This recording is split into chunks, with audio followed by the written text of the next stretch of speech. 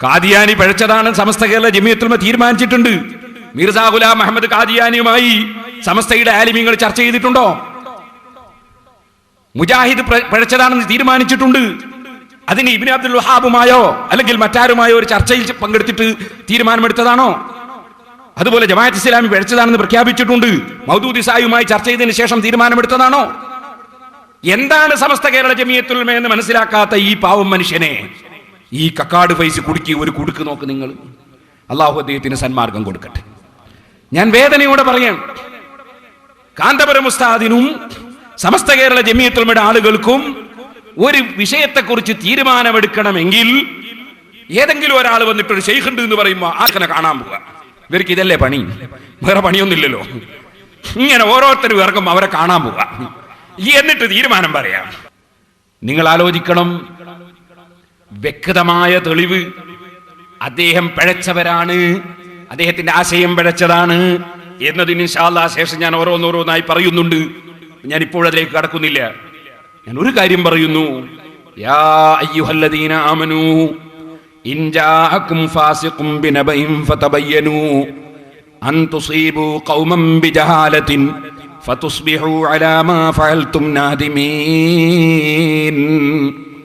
മഹാനായ താജുൽ ഉലമ തങ്ങളടക്കമുള്ള അല്ലാഹുവിനെ ഭയപ്പെടുന്ന പ്രഗൽഭരായ ആലിമീങ്ങൾ, സുബ്ഹാനല്ലാഹ്, വയസ്സ് 85-ഓളമായിട്ടും ഓരോ റമദാനിലെ നോമ്പും നോറ്റ് 20 റകഅത്ത് തറാവീഹ് നിസ്കരിച്ചിട്ട് എന്നെപ്പോലെ 3 റകഅത്ത് വിത്ർ കൊണ്ട് മതിയാക്കാതെ 11 റകഅത്ത് വിത്ർ പൂർണ്ണമായി ദിനേന പ്രായമുള്ള സമയത്തും നിസ്കരിച്ചു തീർക്കുന്ന മഹാനായ ഉള്ളാൾ തങ്ങൾ, അതുപോലെ തഹജ്ജുദിന്റെ സമയത്ത് എഴുന്നേറ്റ് നീണ്ട നിസ്കാരം നിർവഹിക്കുന്ന ഉള്ളാൾ തങ്ങൾ, ആയിരക്കണക്കിന് ആലിമീങ്ങളെ ഗുരുവര്യരായ തങ്ങൾ, അതുപോലെ ആയിരക്കണക്കിന് പണ്ഡിതന്മാർക്ക് ദർസ് നടത്തുന്ന ആലിമീങ്ങൾ, അങ്ങനെയുള്ള 40 ആലിമീങ്ങൾ, ആ ആലിമീങ്ങൾ എടുത്തൊരു തീരുമാനം, അത് ശരിയായില്ല, അവിടെ പോയി ആ കള്ള ശൈഖിനെ കാണേണ്ടതുണ്ടായിരുന്നു എന്ന് പ്രസംഗിക്കുമ്പോൾ ഈ മൈദിനി അദ്ദേഹത്തിന്റെ ആഖിറം ചിന്തിക്കേണ്ടതില്ലേ? അദ്ദേഹത്തിന് ആലോചിച്ചുകൂടെ? ഖുർആനിൽ പറഞ്ഞ ആയത്ത് അള്ളാഹു പറയുന്നു, നിങ്ങളൊരു കക്ഷികളെ സംബന്ധിച്ച്, ഒരു വ്യക്തിയെ സംബന്ധിച്ച് തീരുമാനം പറയുമ്പോൾ നിജസ്ഥിതി മനസ്സിലാക്കണം. സമസ്ത എന്തുകൊണ്ട് തീരുമാനിച്ചു, സമസ്തയുടെ ആലിമീങ്ങൾ എന്തുകൊണ്ട് പ്രഖ്യാപിച്ചു എന്ന നിജസ്ഥിതി മനസ്സിലാക്കാതെ അദ്ദേഹം അങ്ങ് പ്രഖ്യാപിക്കുകയില്ലേ ചെയ്തത് ശരിയായില്ലെന്ന്. അവിടെ ആ ഖുർആൻ പറയുന്ന തുസീബൂ ഖൗമൻ ബിജഹാലത്തിൻ ഫതുസ്ബിഹൂ അലാ മാ ഫഅൽതും നാദിമീൻ. ഒരു സമൂഹത്തെ സംബന്ധിച്ച് കാര്യമറിയാതെ നിങ്ങൾ എന്തെങ്കിലും പറഞ്ഞാൽ, നിങ്ങൾ വല്ലതും തീരുമാനം പ്രഖ്യാപിച്ചാൽ, നിങ്ങൾ വല്ലതും നടപടി സ്വീകരിച്ചാൽ, നിങ്ങൾ അതിന്റെ പേരിൽ പിന്നീട് ഖേദിച്ചു പോകും കേട്ടോ. നിജസ്ഥിതി അറിയാതെ പറയാൻ പാടില്ല. ഞാൻ ആണയിട്ട് പറയട്ടെ, ശൈഖ് മുഖ്താർ പ്രചരിപ്പിക്കുന്ന തരീഖത്ത്, കക്കാട് മുഹമ്മദ് ഫൈസി പ്രചരിപ്പിക്കുന്ന ആശയം, അത് പരിശുദ്ധ ഇസ്ലാമിന് കടകവിരുദ്ധമാണെന്ന് ഞങ്ങൾക്ക് പരിപൂർണമായി ഞങ്ങളെ ഉസ്താദുമാരിൽ നിന്ന് ഞങ്ങൾക്ക് ബോധ്യപ്പെട്ടിട്ടുണ്ട്, ഞങ്ങൾക്ക് സ്വന്തവും ബോധ്യപ്പെട്ടിട്ടുണ്ട്. ഞാൻ ആ ചർച്ചയിൽ നേരിൽ പങ്കെടുത്തവനാണ്. അതിന് ഞങ്ങൾക്കൊരു സംശയത്തിന്റെ അവകാശമുണ്ടെങ്കിലല്ലേ കൂടുതൽ പിന്നീട് അന്വേഷിക്കേണ്ട ആവശ്യം വരുന്നുള്ളൂ. നിങ്ങൾക്കത് ഞാൻ ഓരോന്നോരോന്നായി കേൾപ്പിക്കാം. അതിനു മുമ്പ് മഹാനായ ഉസ്താദ് അവറുകളെ സംബന്ധിച്ച്, കാന്തപുരം ഉസ്താദിനെ സംബന്ധിച്ച് എന്തുകൊണ്ട് KP അബൂബക്കർ മുസ്ലിയാർക്കൊന്ന് പോയി ചോദിച്ചുകൂടാ, സലാം പറയാതെയെങ്കിലും സംസാരിച്ചുകൂടായിരുന്നോ എന്ന് അദ്ദേഹം ഒരു കമന്റ് അടിച്ചല്ലോ. അതുകൊണ്ട് തന്നെ മഹാനായ ഉസ്താദ് അവറുകളോട് ഞാൻ നേരിൽ തന്നെ തീരുമാനമൊക്കെ എടുത്ത് ഇദ്ദേഹത്തിന്റെ പ്രസംഗം കഴിഞ്ഞതിന് ശേഷം ഞാൻ ചോദിച്ചു, ഈ മൈദിനി പറഞ്ഞ കളവ്, ഈ കളവ് അദ്ദേഹമല്ല അതിന്റെ ഉത്തരവാദി, പഠിപ്പിച്ചു കൊടുത്ത കക്കാടാണെന്ന് എനിക്കറിയാം. അദ്ദേഹം പറഞ്ഞു കൊടുത്തതാണ്. കക്കാടെ, നിങ്ങളെ തരീഖത്തിനോട് എനിക്ക് എതിർപ്പില്ല, പക്ഷെ സംഘടനയുടെ ഭദ്രതയ്ക്ക് തകരാറ് സംഭവിക്കും എന്ന് ഉസ്താദ് അവസാനം പറഞ്ഞു എന്നല്ലേ മൈദിനി പറഞ്ഞത്. സുബ്ഹാനല്ലാഹ്, ഇതെന്തൊരു കളവാണ്, ഇതെന്തൊരു നുണയാണ്. കഫാബിൽ മറീ കദിബൻ അൻ യുഹദ്ദിസ ബികുല്ലി മാ സമിഅ, കേൾക്കുന്നതനുസരിച്ച് പറഞ്ഞാൽ അത് കളവായി പോകുമെന്ന് നബി സല്ലല്ലാഹു അലൈഹി വസല്ലം തങ്ങൾ പറഞ്ഞ ഹദീസ് വളരെ സ്നേഹത്തോടെ ഞാൻ മഅദിനിയെ ഉണർത്തുകയാണ്. ഞാൻ പറയട്ടെ, ഉസ്താദിനോട് തന്നെ നേരിൽ ചോദിച്ച ഇന്റർവ്യൂ ആണ് ഇനി ഞാൻ നിങ്ങളെ കേൾപ്പിക്കുന്നത്. ഉസ്താദ് അങ്ങനെ കക്കാടിനോട് പറഞ്ഞിരുന്നു, നിങ്ങളെ തരീഖത്തും യാതൊരു തകരാറുമില്ല, നിങ്ങളെ തരീഖത്തിനോട് എനിക്ക് എതിർപ്പില്ലെന്ന് പറഞ്ഞിട്ടുണ്ടോ? അത് ശുദ്ധ നുണ കക്കാട് പൈസ പറഞ്ഞതല്ലേ? അത് ഇദ്ദേഹം വിശ്വസിച്ചു പോയി. അള്ളാഹു അദ്ദേഹത്തിന് സന്മാർഗം കാണിച്ചു കൊടുക്കട്ടെ. ഉസ്താദ് നേരിൽ പറയുന്നു, ഒന്ന് കേൾപ്പിച്ചു കൊടുക്കുമോനെ.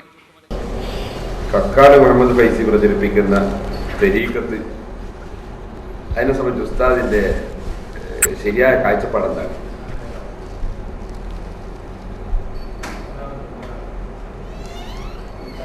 പ്രഗത്ഭരായ മശായിഖുകളെ തൊട്ട് ശരിയായ തരീഖത്ത് ലോകത്ത് പ്രചരിച്ചു കൊണ്ടിരിക്കുമ്പോൾ തന്നെ അതേ പേര് പറഞ്ഞ് തെറ്റായ മാർഗത്തിലേക്ക് ജനങ്ങളെ ക്ഷണിക്കുകയും തരീഖത്ത് ആണെന്ന് പ്രചരിപ്പിക്കുകയും ചെയ്യുന്ന സ്വഭാവം നേരത്തെ ഉണ്ട്. അതിൽപ്പെട്ട ഒന്ന് തന്നെയാണ് കക്കാട് ഇപ്പോൾ പ്രചരിപ്പിച്ചു കൊണ്ടിരിക്കുന്നതും. ദസൂഖി തരീഖത്ത് എന്നത് ഷെയ്ഖ് ഇബ്രാഹിം ദസൂഖി റളിയല്ലാഹു അൻഹുവിൻ്റെ തരീഖത്ത് ആണ്, അതിലാർക്കും തർക്കമില്ല. പക്ഷേ അതെല്ലാം ശരീഅത്തിന് 100% അനുയോജ്യമായതും ശരീഅത്തിന് വിരുദ്ധമായ ഒരു ചെറിയ ശാഖ പോലും ഇല്ലാത്തതുമാണ്. എന്നാൽ കക്കാട് മുഹമ്മദ് ഫൈസി ഇപ്പോൾ പ്രചരിപ്പിച്ചു കൊണ്ടിരിക്കുന്ന തരീഖത്തിൽ ശരീഅത്തിന് വിരുദ്ധമായ പല പ്രവർത്തനങ്ങളും വാക്കുകളും ഉള്ളതായി അനുഭവപ്പെട്ടത് കൊണ്ടാണ് സമസ്ത കേരള ജമിയത്തുൽ ഉലമ അത് സംബന്ധിച്ച് തീരുമാനമെടുക്കുകയും ആ തരീഖത്തിൽ നിന്ന് ജനങ്ങൾ വിട്ടുനിൽക്കണമെന്ന് പ്രഖ്യാപിക്കുകയും ചെയ്തിട്ടുള്ളത്. ആ തീരുമാനം തന്നെയാണ് എൻ്റെ കാഴ്ചപ്പാടും എൻ്റെ തീരുമാനവും എന്നതിൽ യാതൊരു സംശയവും ഇല്ല. ഒരു മുഅ്മിന് സംശയിക്കാൻ വഴിയും ഇല്ല. സംഘടനയുടെ കെട്ടുറപ്പിനും നിലനിൽപ്പിനും പ്രവർത്തനത്തിനും ഒരു ശൈഖ്, ഒരു തരീഖത്ത്, മുരീദന്മാരെന്നൊക്കെ പറയുന്ന ഒരു രൂപം ഉണ്ടായാൽ അത് ആഘാതം ഉണ്ടാക്കും എന്ന ഭയം കൊണ്ട് മാത്രം അങ്ങനെ ഒരു തീരുമാനം പറഞ്ഞതാണെന്നും അല്ലാതെ ആ തരീഖത്ത് പിഴച്ചതാണെന്നും ഉസ്താദിന് അങ്ങനെ ഒരു ആശയം ഇല്ല എന്നും ഈ നാസിർ മഅദനിയുടെ ഒക്കെ പ്രസംഗത്തിൽ നിന്ന് മനസ്സിലാകുന്നുണ്ട്. അതിൻ്റെ സത്യാവസ്ഥ എന്താണ്? തരീഖത്ത് സംഘടനാ പ്രവർത്തനത്തിന് വിഘാതമാണെന്നത് ഒരിക്കലും ശരിയല്ല. ഇവിടെ ബിദഈ പ്രസ്ഥാനക്കാർ തരീഖത്തിനെ എതിർത്തുകൊണ്ട് എന്നും പ്രചരിപ്പിക്കുകയും പ്രസംഗിക്കുകയും ചെയ്യുമ്പോൾ തരീഖത്തിനെ സ്ഥിരപ്പെടുത്താനും തരീഖത്തിൻ്റെ മശായിഖുകളെ നിലനിർത്താനും അങ്ങേയറ്റം പരിശ്രമിച്ചത് സമസ്ത കേരള ജമിയത്തുൽ ഉലമയാണ്. സമസ്ത കേരള ജമിയത്തിലെ ഉലമയിലെ മുഴുവൻ ആലിമീങ്ങളും ഇന്നും തരീഖത്തിൻ്റെ മശായിഖുമാരെ സ്വീകരിക്കുന്നവരും ഏതെങ്കിലും ഒരു തരീഖത്ത് അനുസരിച്ച് നടക്കുന്നവരും ആണ്. ഞാനും അങ്ങനെ തന്നെ ഖാദിരിയ തരീഖത്തിൻ്റെയും നഖ്ശബന്ദി തരീഖത്തിൻ്റെയും റിഫായി തരീഖത്തിൻ്റെയും എല്ലാം മശായിഖുമാരെ സ്വീകരിക്കുകയും അവരുടെ മാർഗത്തിലൂടെ ജീവിക്കുകയും ചെയ്യുന്നവൻ ആണ്. അതുകൊണ്ട് തന്നെ തരീഖത്ത് പ്രസ്ഥാനം എന്ന് പറഞ്ഞൊരു പുതിയ പ്രസ്ഥാനമല്ല എന്ന് തന്നെ വ്യക്തമായി മനസ്സിലാക്കാം. തരീഖത്ത് പ്രസ്ഥാനം എന്ന് പറഞ്ഞിട്ടൊരു പുതിയൊരു പ്രസ്ഥാനമാക്കി മാറ്റുകയാണ് ഈ പറയുന്നവർ ചെയ്യുന്നത്. തരീഖത്ത് എന്നാൽ ശരീഅത്ത് ശരിയായ ക്രമത്തിൽ പ്രവർത്തിച്ച് നടത്താനുള്ള ഒരു മാർഗവും മനുഷ്യരെ ആത്മീയ ചൈതന്യത്തിലേക്ക് നയിക്കുന്നതും മാത്രമാണല്ലോ. അത് നിലനിർത്താനാണ് നമ്മുടെ സംഘടന പ്രവർത്തിക്കുന്നത്.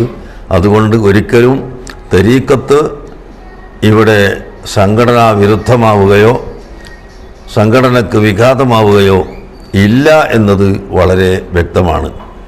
അതുകൊണ്ടല്ല ഈ തരീഖത്ത് തെറ്റാണെന്ന് പറയാൻ കാരണം. സമസ്ത കേരള ജമിയത്തുൽ ഉലമ അധികാരപ്പെടുത്തിയതനുസരിച്ച് ഞാനടക്കം സമസ്തയിലെ പ്രധാനപ്പെട്ട പല പണ്ഡിതന്മാരും ചേർന്ന് കക്കാട് ഫൈസിയുമായി നേരിട്ട് തന്നെ ഒന്നിലധികം പ്രാവശ്യം സംസാരിച്ചപ്പോൾ അവസാനമായി ചില കാര്യങ്ങളൊക്കെ തരീക്കത്തിൽ ശരീഅത്തിന് വിരുദ്ധമായും ഉണ്ടാവാം.